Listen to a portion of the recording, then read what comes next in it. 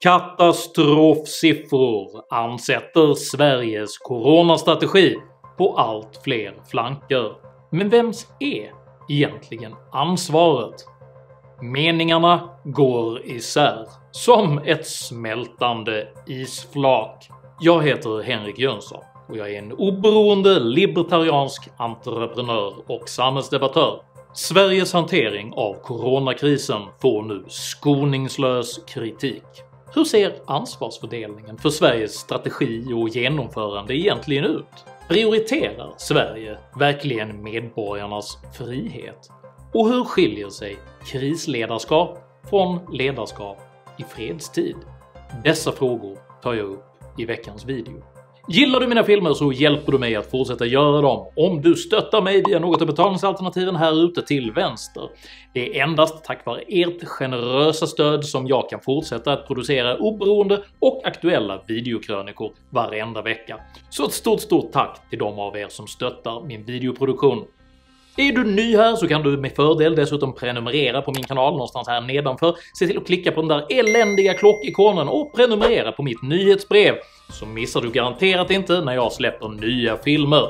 Vilket jag gör med militär disciplin varenda lördagsmorgon klockan 08:00 svensk tid. Idag pratar jag om makt, frihet och ansvar. Häng med!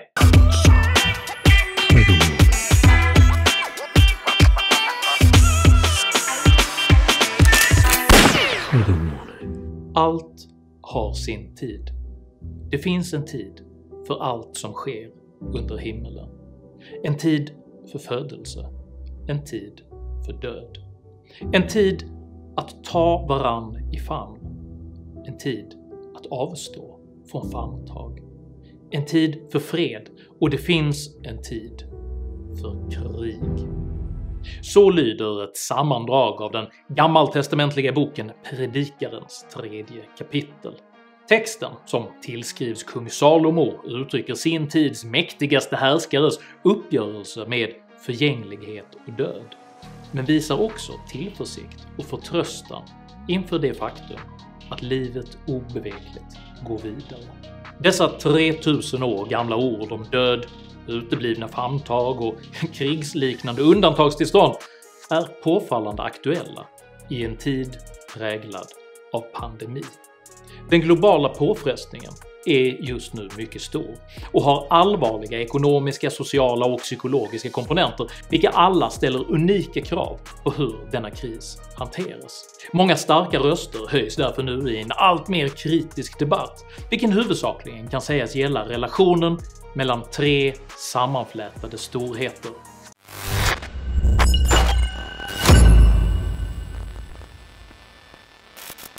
Makt, frihet och ansvar. Spänningsförhållandet mellan makt och frihet kan gestaltas i form av ett staplat stapeldiagram, där ett ändligt handlingsutrymme delas upp mellan politisk makt å ena sidan och individuell autonomi å andra sidan. Ansvaret kan uttryckas som en rombisk volym, vilken projiceras ovanpå relationen mellan makt och frihet. I paritet med att relationen mellan makt och frihet förändras, ökar eller minskar även det ansvar som ankommer dessa båda rivaliserande intressen. Ett libertarianskt samhälle som karaktäriseras av mycket stor individuell frihet innebär också ett mycket stort individuellt ansvar. Ett socialistiskt samhälle där staten utövar stor makt på bekostnad av individens frihet måste på samma sätt absorbera ett motsvarande stort ansvar. Modern politisk historia har länge dominerats av diskussionen om just balansen mellan stat och medborgare, mellan kollektiv och individ, mellan kontroll och frihet, där båda sidor betraktar även mycket små förskjutningar som allvarliga hot mot det goda samhällets framtid. Det är därför inte heller konstigt att reaktionerna blir mycket starka när statsmakter världen över, med pandemin som förevändning, plötsligt utvidgar sin makt på frihetens bekostnad och inför tvingande restriktioner rörande på vilket sätt människor får lov att umgås, röra sig och driva sina affärsverksamheter. Denna oro över att friheten trycks tillbaka till förmån för kontroll och politisk makt är i allra högsta grad befogad. Men den centrala frågan gäller hur väl staten ansvarar för sitt faktiska kärnuppdrag. So you can focus on what matters. Även de flesta libertarianska samhällen förutsätter existensen av en liten effektiv stat med den huvudsakliga uppgiften att försvara medborgarnas rättsliga och fysiska säkerhet. Detta uttrycks ofta i termer av rättsväsende och upprätthållande av lagen, men inbegriper även ett koordinerat ansvar i händelse av krig, naturkatastrof eller farsot. Detta ansvar, försvaret av medborgarnas liv och säkerhet, är alla urstaters själva upprinnelse, legitimitet och kärnuppdrag. Om en illvillig främmande makts stridsvagnar plötsligt rullar in över villagräsmattorna så är det den lilla effektiva statens jobb att med full kraft försvara sina medborgare och nationens suveränitet. Om en jordbävning plötsligt raserar ett helt samhälle så är det den lilla effektiva statens jobb att med full kraft försvara sina medborgares liv, överlevnad och egendom. Och om en allvarlig farsot sprids över världen, då är det den lilla effektiva statens uppgift att med full kraft värna sina medborgares liv och säkerställa samhällets överlevnad.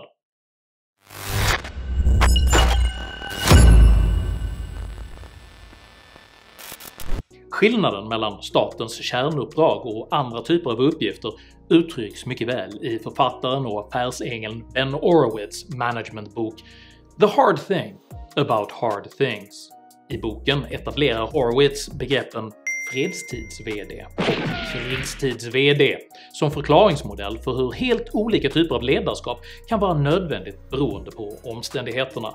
I korthet kan en fredstids-VD sägas ansvara för en välmående organisation som opererar på en mer eller mindre stabil marknad, medan en krigstids-VD ansvarar för en organisation i allvarlig kris där omständigheterna är ogynnsamma och oförutsägbara.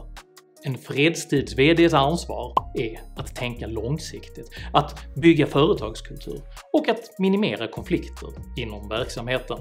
En krigstids-VD fokuserar på omedelbara krissituationer och tar inte hänsyn till om nödvändiga beslut bryter mot företagskulturen eller skapar organisatoriska konflikter. För att fritt översätta Horowitz: en krigstids-VD är för upptagen med att bekämpa sin fiende, för att läsa böcker om managementteori skrivna av konsulter som aldrig ens drivit en korvkiosk.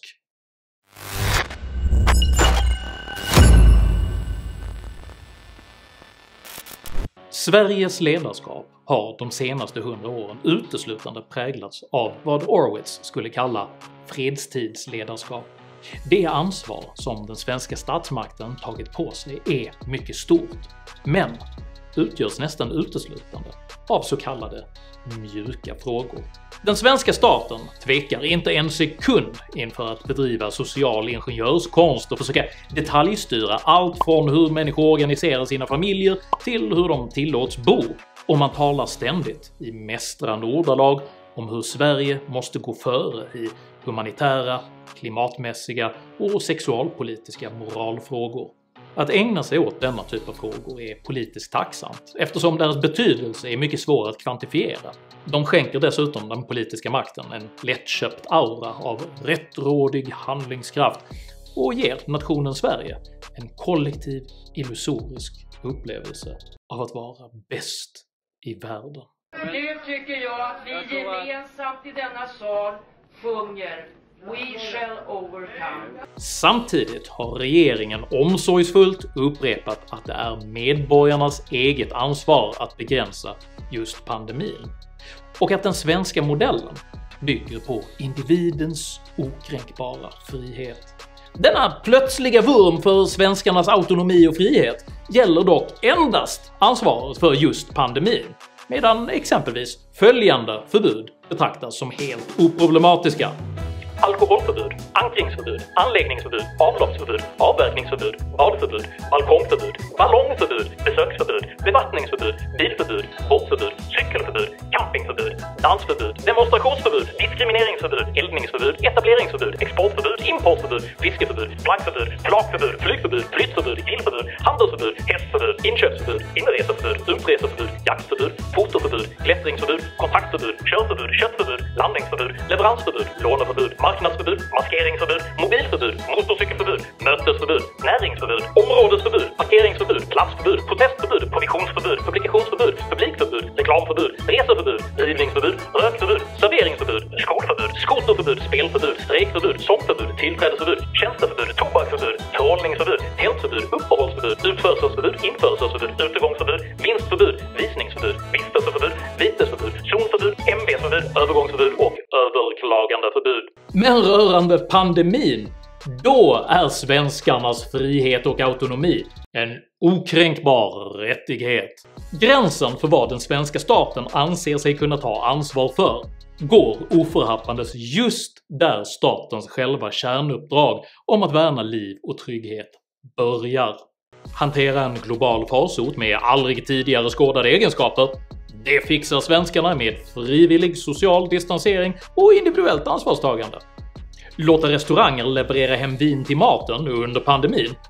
Aldrig! Expressutred nya befogenheter och totalförbjud. Den svenska statens förmenta försvar av svenskarnas autonomi sammanfaller flagrant med just de besvärliga områden där det märks om man inte klarar av att hantera problemen. Oavsett vad man tycker om den svenska coronastrategin så är det orimligt att ett folk som inte antas kunna dela upp sin föräldraförsäkring självständigt samtidigt spontant förväntas kunna organisera sina liv utifrån epidemiologiska smittskyddsprinciper.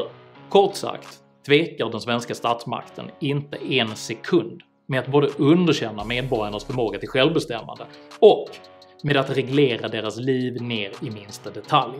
Bara det inte gäller verkliga frågor med verkliga konsekvenser, som till exempel rikets säkerhet, upprätthållandet av lag och ordning eller försvaret mot en global smittspridning.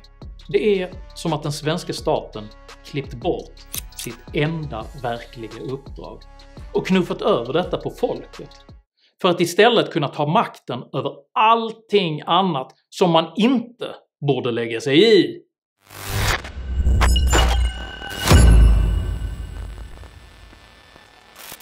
Bland mer eller mindre totalitära regimer är det ett väl etablerat modus operandi att helt separera makten från ansvar.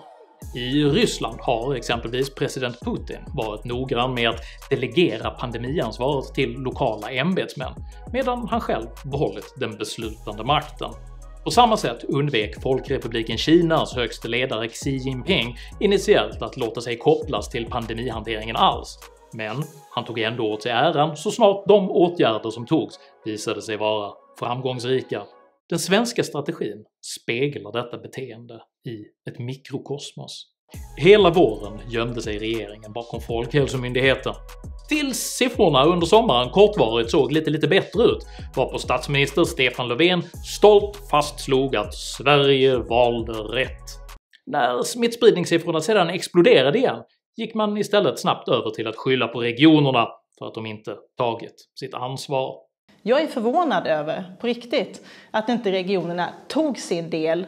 Jag är inte ansvarig. Jag tycker det är synd om diskussionen nu, när vi dessutom går in i en nästa våg eller fas, eller vi ska säga av pandemin, handlar om att man hela tiden ska skylla ifrån sig ansvar. Men du gör ju det själv. Nej, jag skyller inte från mig ansvar. Vad har du för ansvar då? Jag har inte hört att du säger någonting om ert eget ansvar. Regionerna har naturligtvis också ett ansvar, men förhåller sig samtidigt som lokalkontor förhåller sig till en verksamhets högkvarter. Om de lokala kontoren började haverera skulle ingen styrelse i världen acceptera att koncern-vd:n påstod sig inte ha en aning om varför de inte längre förmådde sköta sina uppgifter. Varför de inte tog sin del av testningen, jag tycker det är svårt att svara på. För ledarens roll är att ansvara för verksamheten som helhet. I våras saknade stora delar av Sverige skyddsutrustning för vård av covid-patienter. Som reaktion på detta sänkte Sverige kraven på vilken skyddsutrustning som behövdes. När smittspridningen sedan tog sådan fart att Sverige inte längre klarade av att bedriva testning avfärdades tester som meningslösa. Tills man ett par veckor senare ändrade sig, och långt efter våra nordiska grannländer kunde börja bedriva mer storskalig testning. Du säger att kapaciteten, den finns. Du säger att det här är viktigt. Folkhälsomyndigheten säger att det behövs 100 000 i veckan. Våra grannländer lyckas med det här. Varför lyckas inte vi? När smittan senare tog sig in på Sveriges ålderdomshem beskyllde utrikesminister Ann Linde felaktigt de privata vårdaktörerna för haveriet. In Sweden, many elderly care home is privately owned. There is a lot of precarious work. There is also a lot of people working there who don't even have a monthly salary. They are only there per hour. Och när de svenska dödstalen skenade jämfört med våra nordiska grannar påstod man att jämförelser av denna typ var meningslösa. Sveriges katastrofala dödstal under våren försvarades istället med argumentet att dödsfallen under hösten skulle bli jämförelsevis låga. Statsepidemiolog Anders Tegnell angav så sent som i mitten av oktober att han inte trodde på någon andra våg och att Sverige nu skulle klara krisen betydligt bättre än de övriga nordiska länderna, när nu även glesbefolkade Norrland visar sig ha mellan 6 och 7 gånger högre antal dödsfall än Finland och Norge, faller slutligen även förklaringen att Sveriges befolkningstäthet skulle ha orsakat den höga smittspridningen. Och det står istället allt mer klart att det i själva verket är den svenska strategin som är direkt orsak till Sveriges coronakatastrof. Och när vaccin nu äntligen tillgängliggörs visar det sig att Sverige som helhet även saknar en plan för hur en massvaccinering ska genomföras. I flera andra europeiska länder så räknar man med att kunna vaccinera en större del av befolkningen snabbare än vad man säger i Sverige. Hur kommer det sig? Vi tror ju att det här bör kunna komma på plats. Vi har ju en sån diskussion. Det är viktigt att tänka på. Det är bara några veckor kvar nu innan vaccinationerna ska sätta igång. Först så var det brist på skyddsutrustning och sen var det testningen av smittade som kom igång för sent och gick för långsamt. Finns det nu någon tydlig överenskommelse med staten om hur ansvaret ska se ut vid vaccinationen? Det här förs en dialog med staten runt vaccinationerna. Men det finns inte någon sån överenskommelse än? Inte än. Folkhälsomyndighetens generaldirektör Johan Carlsson väljer då att betona att både restriktioner och smitta kommer att dröja sig kvar under flera år, oavsett om man har ett vaccin eller ej. Det här är en hastig svängning av en myndighet som ägnat hela resten av året till att påstå att pandemin naturligt skulle vara över precis vilken sekund som helst. Den 31 mars tror Folkhälsomyndigheten på flockimmunitet i april. Den 15 april tror Folkhälsomyndigheten på flockimmunitet i maj. Den 14 maj tror Folkhälsomyndigheten på flockimmunitet i juni. Den 16 juni meddelar Tegnell att Sverige har pikat och är på väg ner. Alla dessa utspel följer samma mönster. Det avslöjas att Sverige saknar beredskap, varefter man med olika efterkonstruktioner bortförklarar detta faktum. Detta är konsekvensen av en statsmakt som vuxit sig tjock på moraliskt förmynderi, men som helt saknar förmåga att hantera verkliga problem.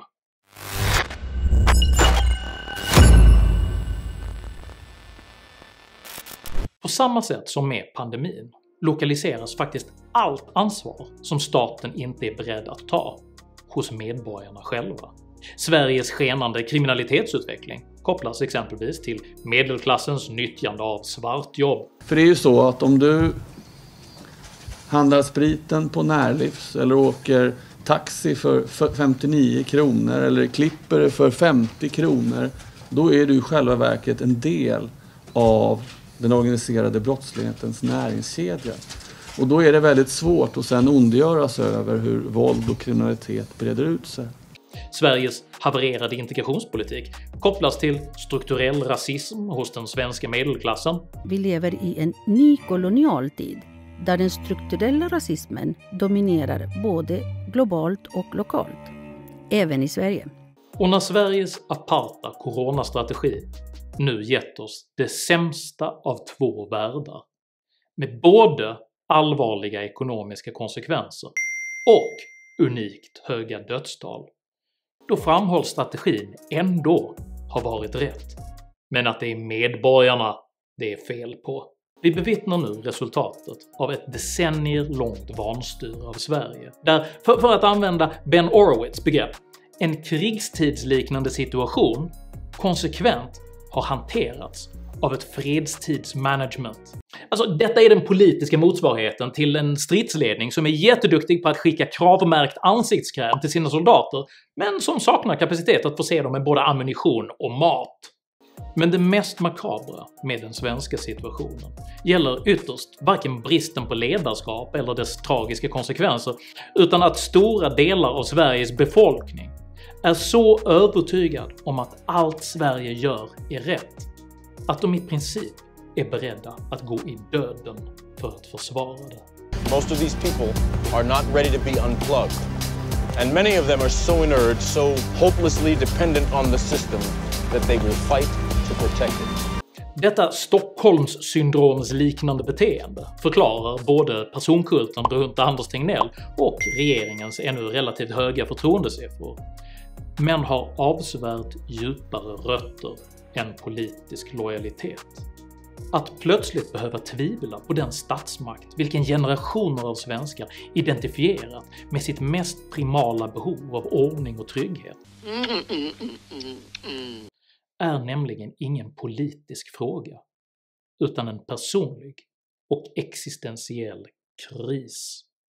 På grund av detta blir varje kritik mot Sveriges ledarskap också en attack på den subjektiva identiteten, själva upplevelsen av trygghet och ytterst en attack mot hela den svenska verklighetsuppfattningen. Frågan är nu bara hur stor divergensen mellan verkligheten och den svenska verklighetsuppfattningen behöver bli innan illusionen slutligen slits sönder, och med vilken social, psykologisk och ekonomisk kraft denna urladdning kommer att äga rum. För att parafrasera den arrogante serietidningshjälten Bruce Banner, “You won't like me when I'm angry”. Men som predikaren påminner oss finns det även förtröstan i livets cykliska förgänglighet. För det är sant att sönderslitande har sin tid, men efter detta följer även ännu en tid för att åter sy ihop det som rivits itu. Tycker du att staten nyktert bör fokusera på kärnuppdraget att försvara sina medborgares säkerhet snarare än att ägna sig åt social ingenjörskonst och moralfrågor? I så fall tycker jag att du ska dela den här videon med dina vänner, och varför inte prenumerera på min YouTube-kanal när du ändå är i farten? Har du egna erfarenheter av hur den svenska staten brister i sitt kärnuppdrag men samtidigt lägger sig i medborgarnas privata angelägenheter? Dela i så fall gärna med dig av dina upplevelser i kommentarsfältet här nedanför. Jag uppskattar all respektfull kommunikation. Kom dock ihåg att alltid vara artig. Jag accepterar inte aggression, personpåhopp eller rasism i mina idédrivna kommentarsfält. Tack för att ni respekterar detta. Jag heter Henrik Jönsson, och jag föredrar en liten, effektiv stat som är fokuserad på sitt kärnuppdrag framför en stor stat som ägnar sig åt allt annat än just detta.